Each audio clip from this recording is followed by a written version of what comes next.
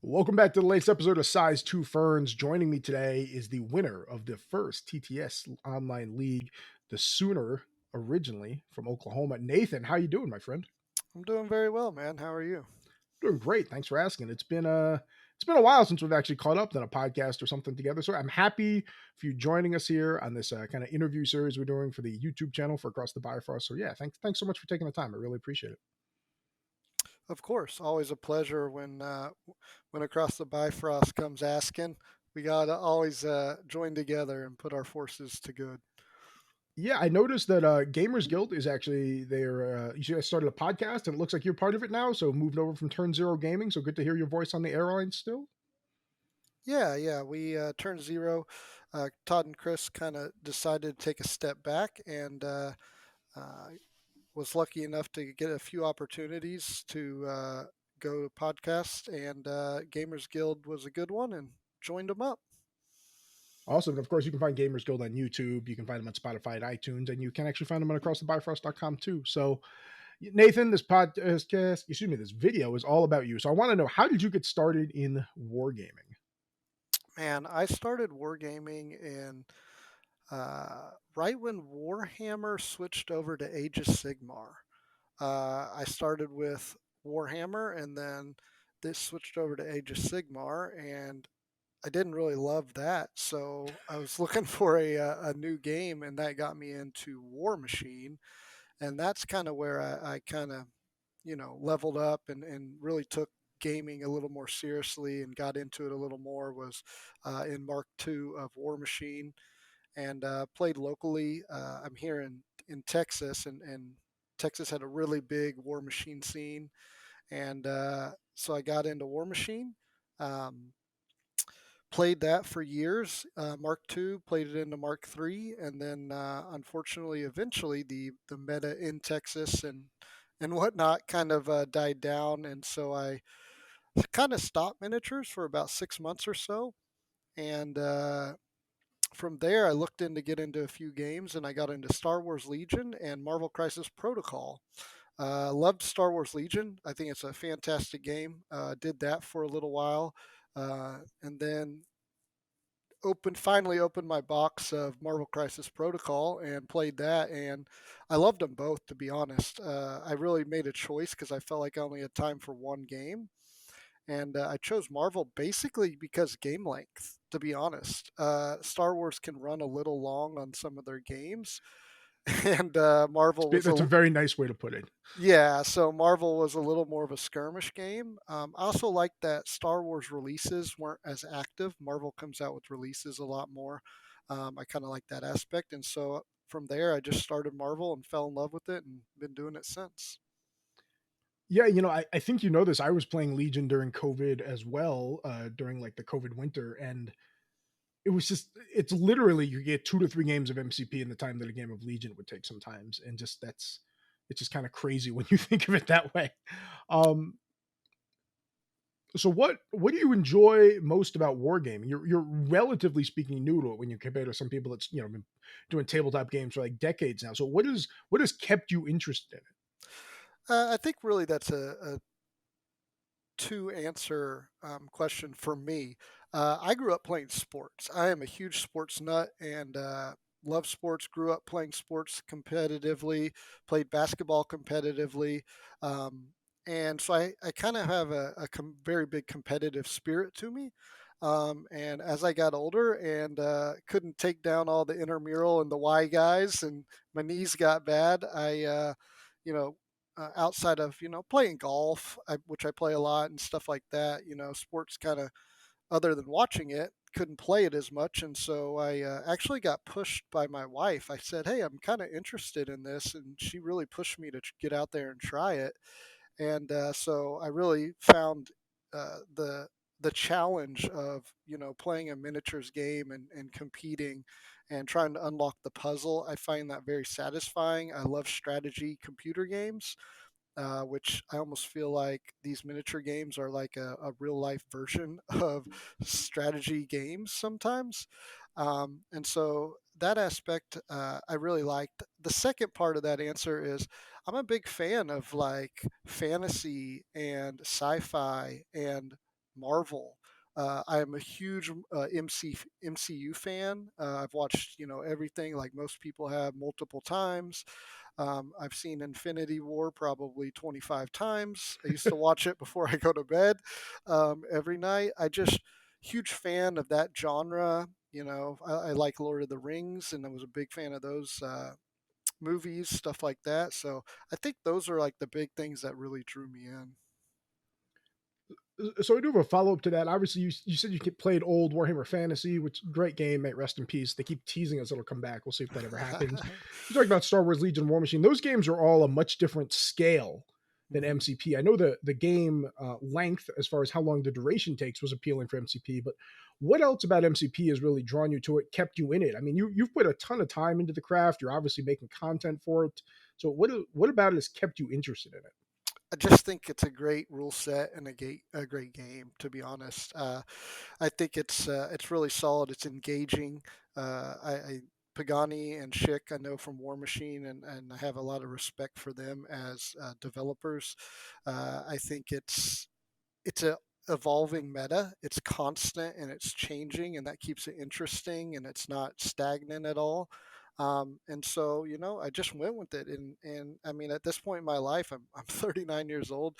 Uh, it's one of my hobbies. I mean, like I said, I play golf. I watch sports. Don't have a whole lot of other hobbies other than spending time with my family. So I just picked it up as one of my hobbies, and I've ran with it, and I love it. And I really enjoy going to conventions. We talk about, or we may talk about, TTS for Marvel Crisis Protocol, which I love, and I've played in a lot of TTS leagues.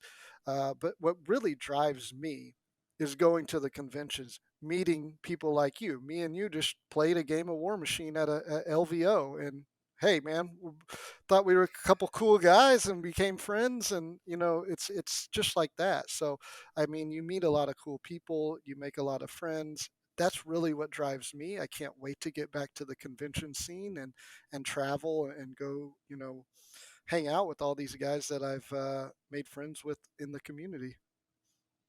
Yeah, I do miss the convention scene quite a bit. I can resonate with you there.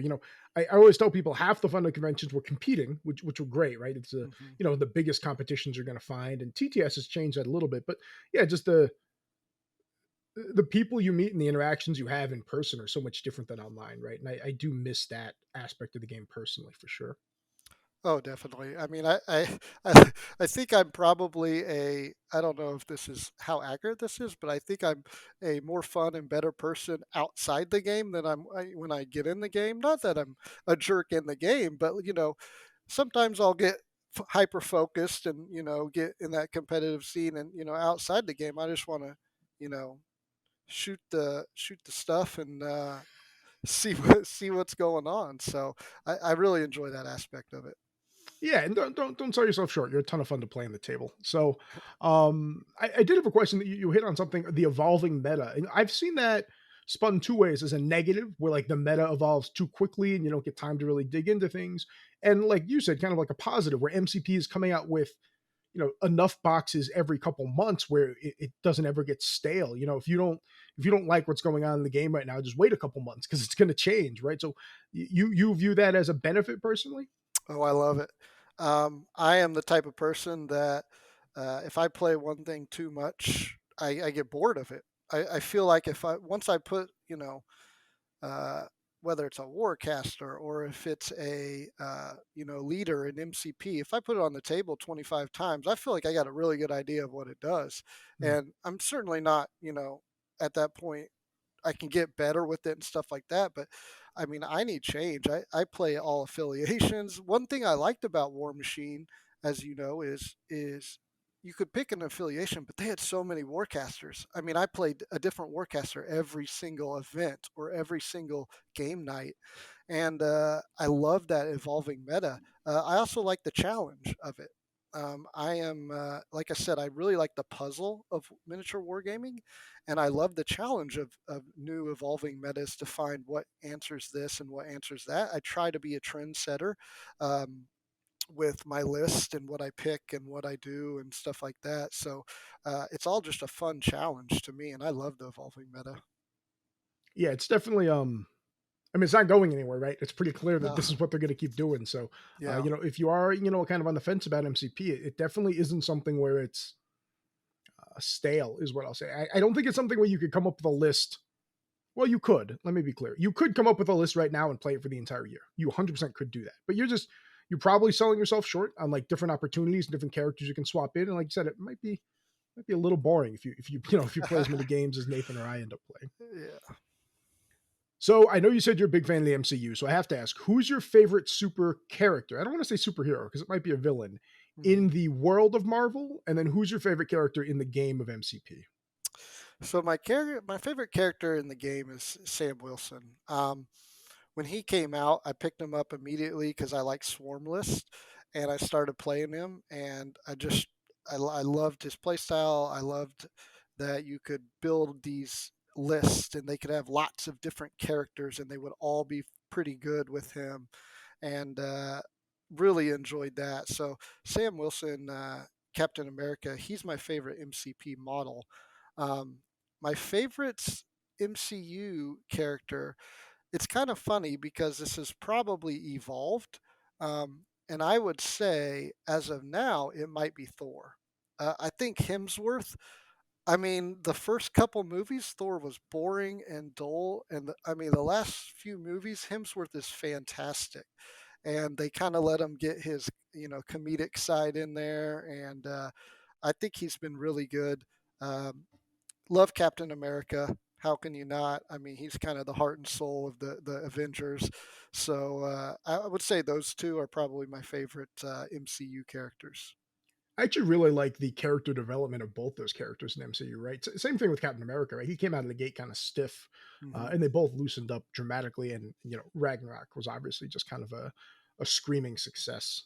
Yeah, So we sung your praises and accolades at the beginning. You've obviously kind of climbed the mountaintop of MCP because I think the TTS League is the most competitive, kind of biggest event we have, right? So, yeah. but what are your future goals for MCP itself? So I mean, my future goals are, if personal life allows, um, is get to conventions and win a convention or two. That's really what I want to do. The LVO, I think, is having an invitational next year. LVO is where I met you. It's my favorite convention. I love Las Vegas. I love gambling. I love drinking. So, I love Vegas. So I would like to go to LVO next year, and hopefully I'll be qualified for the invitational. So that's probably my goal. My long term or my big goal is I really hope MCP has developed something like a WTC, like we did for War Machine. And I would absolutely love to represent USA on one of those teams. That would kind of hopefully be a long term goal. I'm not gonna lie, and I'll say this, and this is meant to be a teaser. I just don't want to go in more details. I have been involved in multiple talks about stuff like that. Hmm. One of the biggest concerns with that is just right now with COVID and international Sure. travel, right? So, like this group of people that have talked to me and that I've been talking with, we have to front some money to for the hotel registration, all that stuff, for the ballroom stuff, and it just feels super risky um, with everything that's going on, and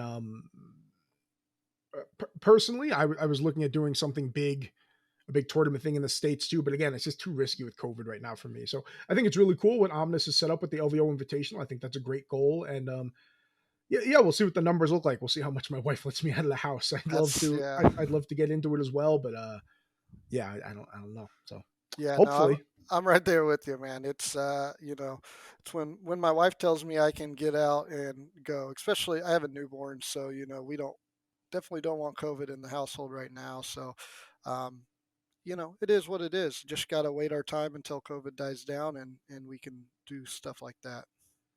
yeah, absolutely. So what's one piece of advice you have to a new wargamer to MCP? Someone that hasn't played a lot of tabletop games, maybe they just picked up the core set, they're playing in their first 3 box challenge. What's a nice, tangible piece of advice that you can give them? I think MCP is a really, really good game for beginners and for new people to come in and play. It's very beginner friendly. My advice would be pick up the characters that you like.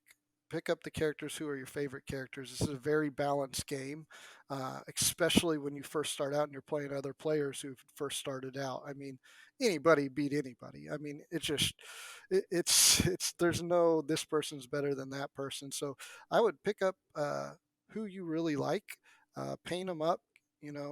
Get into the hobby side of it a little bit, and then find a good play group.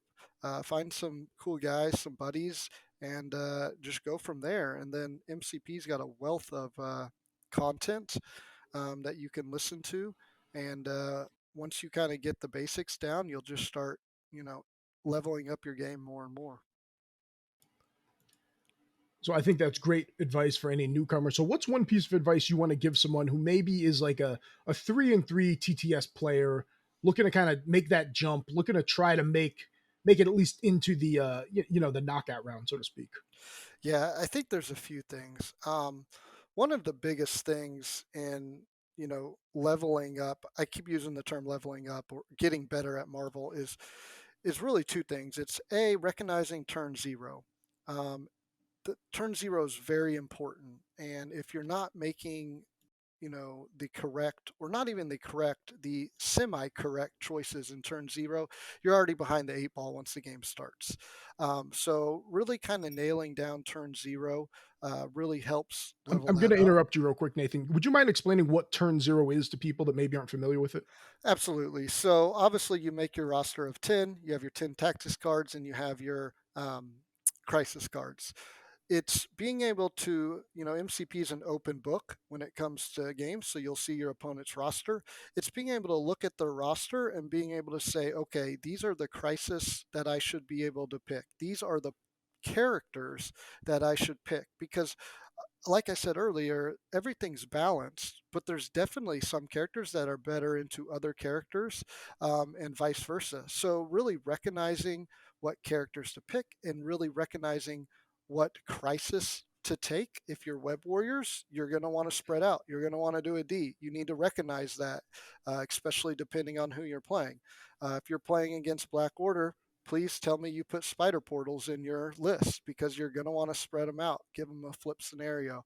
So it's really just recognizing turn zero, and being able to, pick the right uh, scenarios and the right characters to put on the table.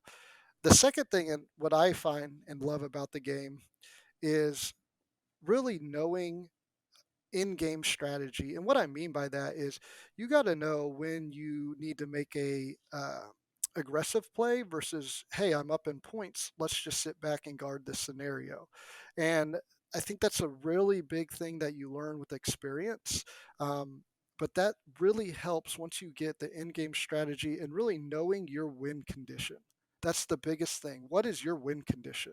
Is your win condition where I got to go be the beatdown because I'm falling behind and I got to make some aggressive plays? I got to have Thor charge in and try to get hot dice. Or, hey, I'm doing good. I'm up 5-3 on the scenario. I look like in control. My guys are healthy. Let's just back off. Let's kind of control the board. Let's push people away and kind of just score my points just to get me to 16.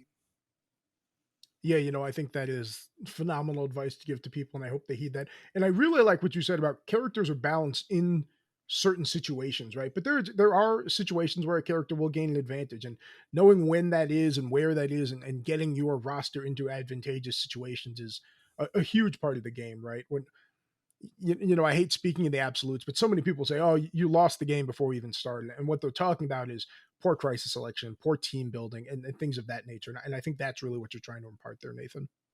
Absolutely. And that's probably the hardest part for transitioning from a newer player to some guy who wants to go 5-1 in the TTS league. That's the hardest part. All right. Well, I do want to thank you so much for joining us on Size 2 Ferns today. I want to wish you all the luck in the world in the upcoming TTS season. I hope you, Nate, Merzane, and everyone else on Gamers Guild, I hope the podcast goes swimmingly. Be sure to check them out, like them, follow them on Spotify and iTunes. Are you doing any other weird content creation out there, Nathan?